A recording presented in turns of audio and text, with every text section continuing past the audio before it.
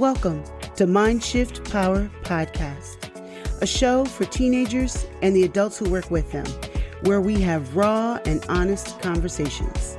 I'm your host, Fatima Bey, the Mind Shifter. This is part 2 of the conversation, episode 63B.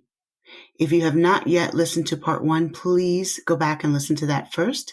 You are only hearing the second half of the conversation in this episode. And so we continue. What should we do or not do? Mm-hmm. Especially, what should we not do when we think someone has been raped? Well, like we stated, power has been that's the whole point behind rape is somebody having control of you, right, and being, taking your power. And so it's really important to help that person become empowered again. Good. And so little things, don't tell them, hey, you need to call the National Rape Hotline over at RAINN. You need to, don't use words like you need to. You can make suggestions. I happened to come across RAINN's national hotline, and they have advocates that answer the phone all day long, and they could help you in this place right now, or give them ideas for, I notice things are a little different right now. We're not communicating the way we used to. I miss that. Help them feel loved again. Help them feel connected with who they are, because, a lot of people become very fragmented when rape occurs. It is a soul shattering experience. And it is, as a close friend, that's what they need. They need a close friend to hear them. They don't need you to necessarily fix it. If you're the first person they've ever told that they've been raped or assaulted, honestly, the best thing that they need in that moment is somebody to listen to them and love them and not judge them. And so can you come alongside them and let them know that you're a safe place? And so if they find that you're a safe place, then they're going to come to you more frequently. And if they find out that you've got good suggestions for them, not demands, if you have good suggestions for them, then they're going to come back to you, and they're going to continue to walk out some of their healing with you. And then you can kind of slowly make suggestions. So, this seems to be affecting you. Have you thought about seeking counseling? I honestly believe that anybody that has been sexually assaulted needs counseling. Oh, 100%. 100%. It is something, but nobody is like, I was raped yesterday and I'm going to go into counseling today. That doesn't normally happen. No, it doesn't. There's some things that need to take place for that person. But, RAINN, Rape Abuse Incest National Network, has, if you go on to their website, you can put your zip code in there, and they will tell you what rape crisis center is in your area, and they will give you the phone number, so that can get you connected with an advocate in the area. That's good. And there is rape crisis centers all across the United States of America that have free counselors who are specifically trained in rape trauma, and they will help you go through the process to unpack it. So as a friend, make suggestions. Do not demand anything from them. You're only going to re-traumatize them. And if they don't feel comfortable talking about something in a particular area, even if they're telling you the whole story and then they just clam up and stop, that's okay. Just as a good friend of that person, let it go in that moment, because they've come to a place, they've done as much as they can in that moment, and just be a friend in that moment and say, thank you for sharing with me. And one of the worst things you can ever tell a rape survivor is, I understand. You almost never tell a rape survivor, I understand. Why not? You can relate with that person, but nobody has the exact mental capacity that you went through. Nobody was traumatized exactly the way you were. Nobody's events that happened are exactly the same. You can relate with them, but you do not understand. Nobody can get inside your brain and understand exactly how you felt and understand exactly the scenario that had taken place. That is such a huge thing here in Texas. The Texas Associations Against Sexual Assault, they pound that into your mind here. Never say you understand, because somebody's going to take that offensively. No, you don't. Right. No, you don't. You don't understand. You might relate with some parts of what had happened, but you don't understand. To say you understand is a blanket statement. So you understand the way they were thinking, you understand their emotions, and you understand their physical. You can't. You can't. Now, a counselor who's maybe been with that person for 2 years, let's say, they might be able to say, I understand, because you've expressed yourself mentally, physically, and emotionally with that person. So they might get to understand it. But if somebody's telling me their story for the very first time, I don't understand. I can relate with you, but I don't understand. Very, Understanding very good means that point. you get the whole mental, physical, and spiritual aspect of what happened to them. I think that is a very good point, and that what you just said applies to a lot of other topics too.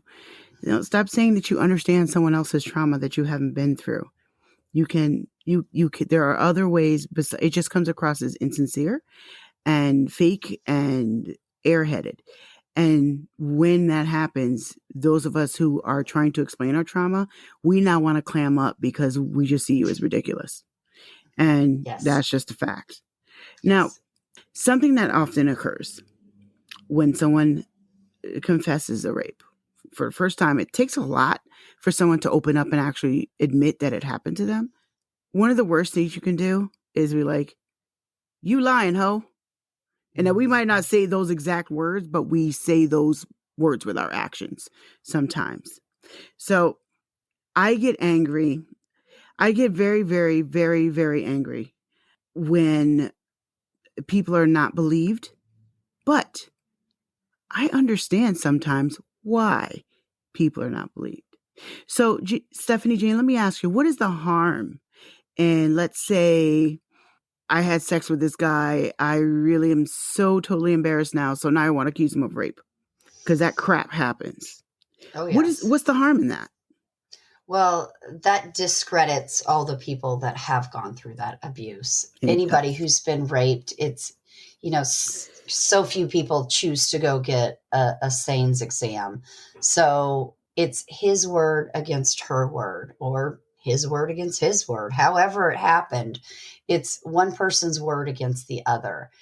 And when you lie about being sexually assaulted, you're taking credibility away from the people who have been sexually assaulted. Yes. Because the reality is, in most police departments, and I mean, I live in the Dallas area, these cities around here are giant, but we still only have one police officer per town that specifically works on sexual abuse cases. And when they feel that what they're hearing is a lie, and then they find out it is a lie, then their next case, the next woman or man that's in front of them, they're going to remember, well, so and so went through all of this and said these exact things, and it comes out that they were lying. So it's hard for that police officer to believe you, even though what you're saying is the truth. So you're taking credibility away from people who've truly gone through that experience. And that's what's sad, because I've seen it here in the DFW. I won't say who the police officer is. Unfortunately, they were just fired a couple of years ago. But there were survivors I knew of that was in his office telling him their story. And it was a very hard thing to get them to go report the it really abuse. is. And then to have a police officer look them in the eyes and say, well, I don't really believe you. In fact, I don't believe most of the women that come in here.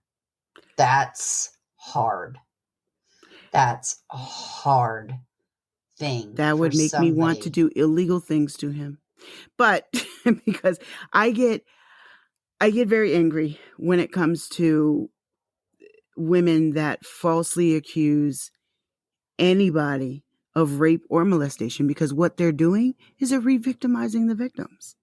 Because then it is true. It's not just police officers. It's other people who might be on the fence, who might actually believe you, but they've only seen women use it as a tool.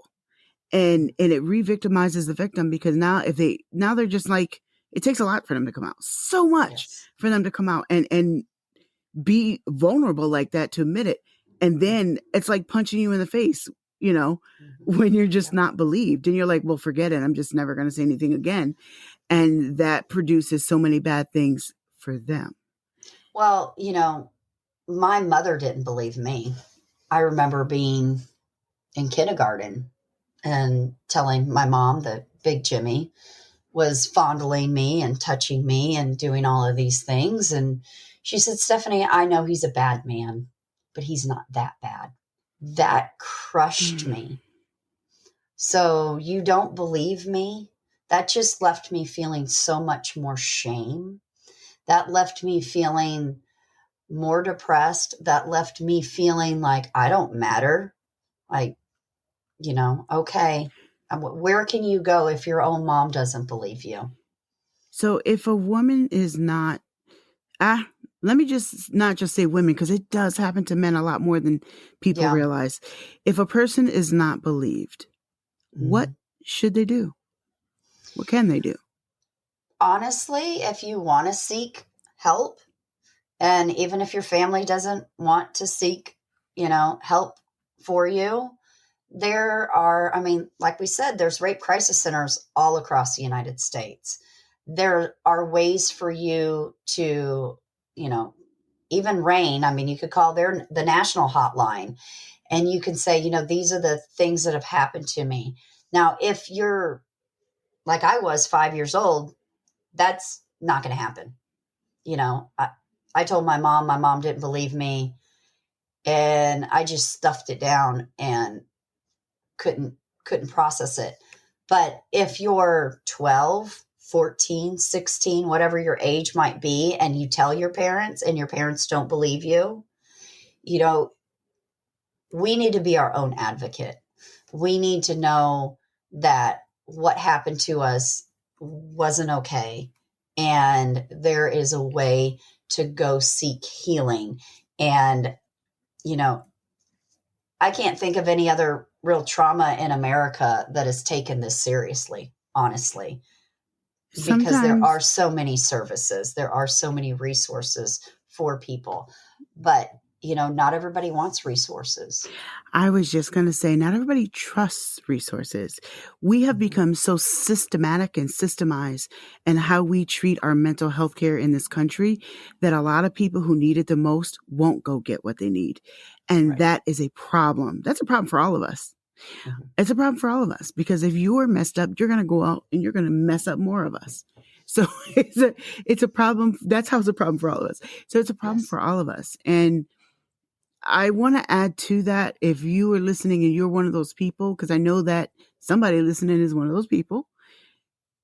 If you don't feel like you can go to a system, then at least go to a person, because holding it in and blaming yourself will solve nothing. In fact, it'll cause more problems for you. It'll give you ulcers and other physical health issues, because they almost always come along with it, right? Yes. Right. And we've already talked about the statistics. The chances of you knowing another survivor are so much higher than you even can understand.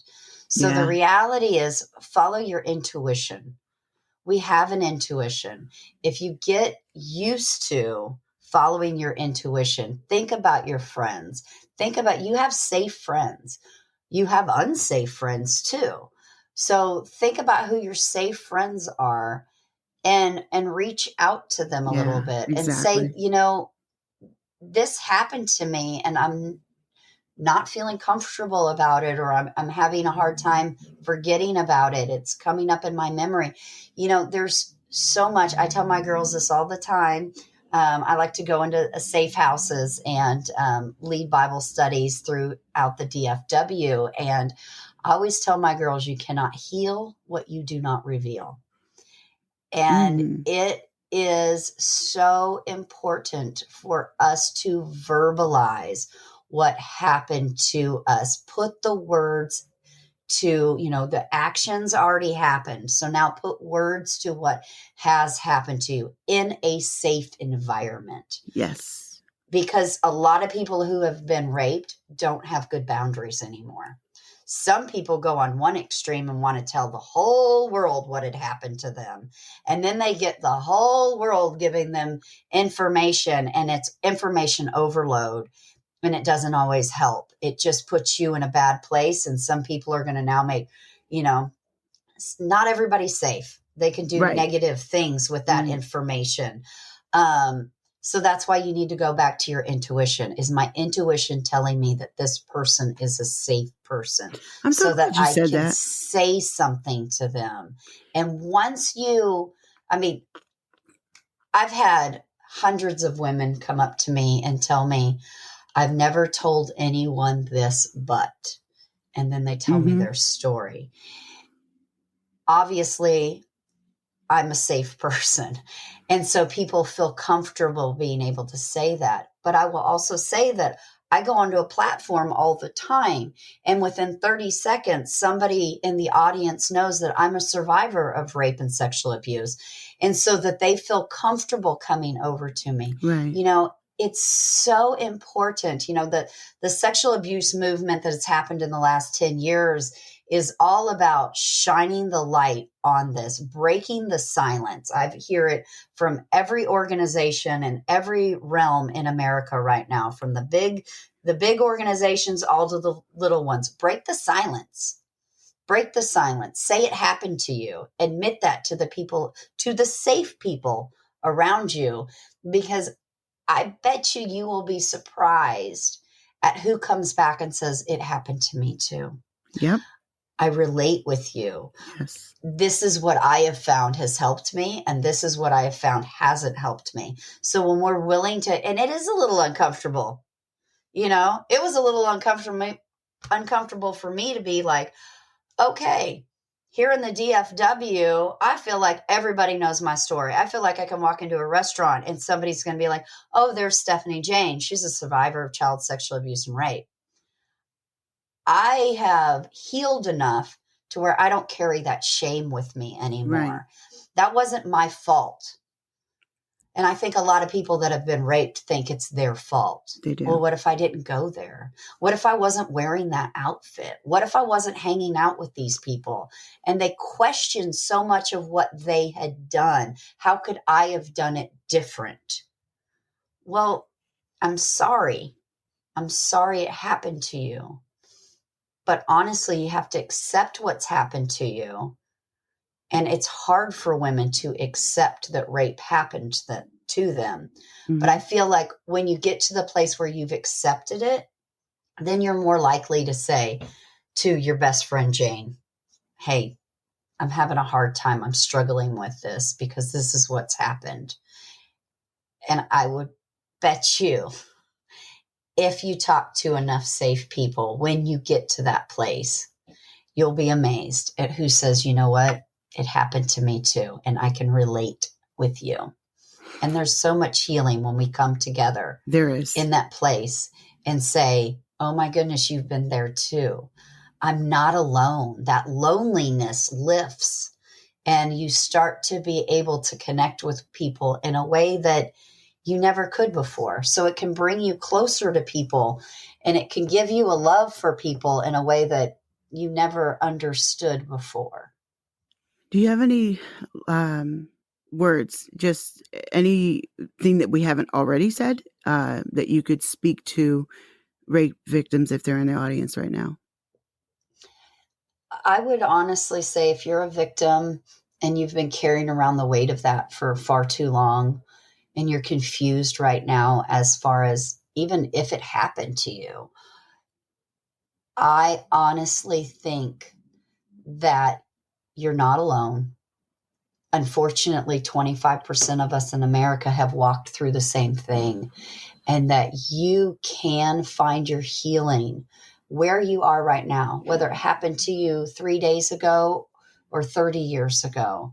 There is healing for you out there, but you have to come to a place that's you say, I want something different.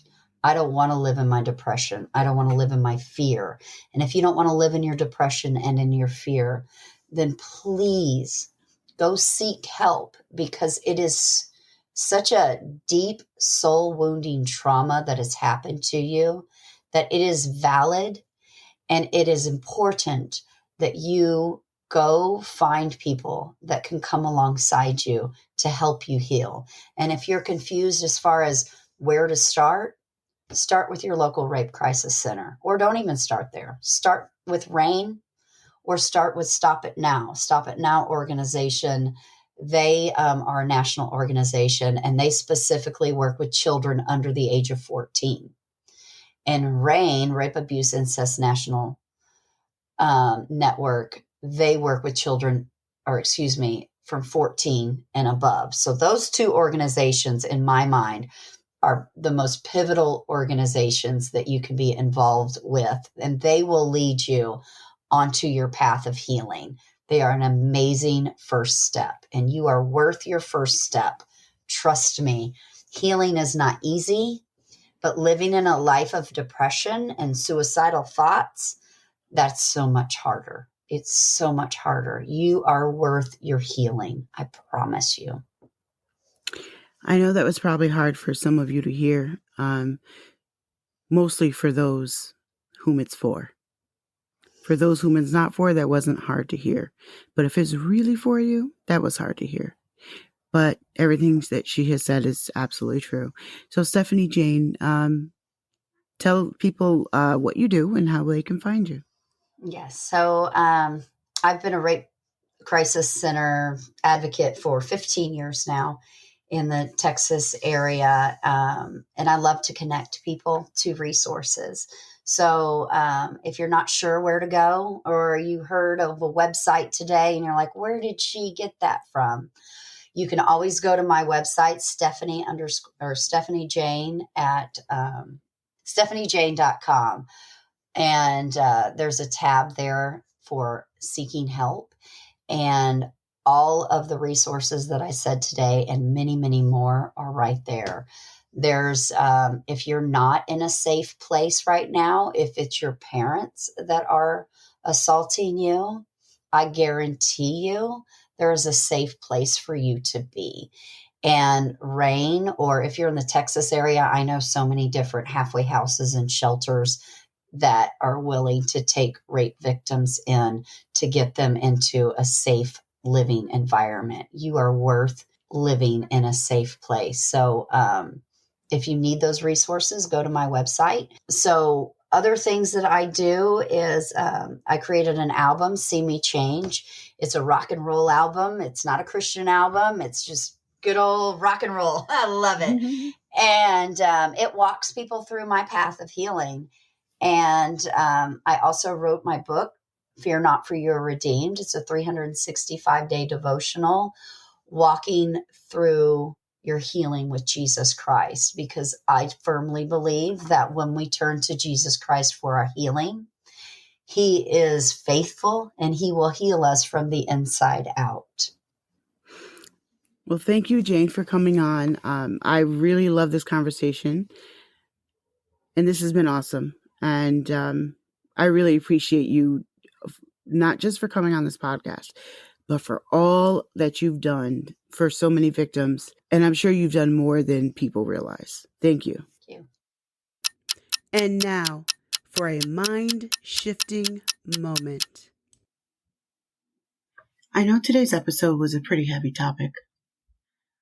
For those of you who are listening and you've been sexually assaulted in one form or another, and you've never told anyone, you've never truly allowed it to come out of your mouth, I want you to consider the beauty, the freedom that can happen if you do. Because you're already experiencing the bondage that happens when you don't. If you're looking for help, looking for a way to figure out how to talk about it and who to talk to, go to Stephanie's page, which is linked in the show notes or podcast description. I also have a other help page on my website. Whether you're in Texas or anywhere in the U.S., both of us care very deeply about you getting the resources you need. Please, please, please reach out and let us help you start that journey to the freedom of getting over it instead of staying under it. Thank you for listening to Mindshift Power Podcast. Please like and subscribe to my YouTube channel at The Mindshifter. If you have any comments, topic suggestions, or would like to be a guest on the show, please visit fatimabay.com/podcast. Remember, there's power in shifting your thinking. Tune in for next week.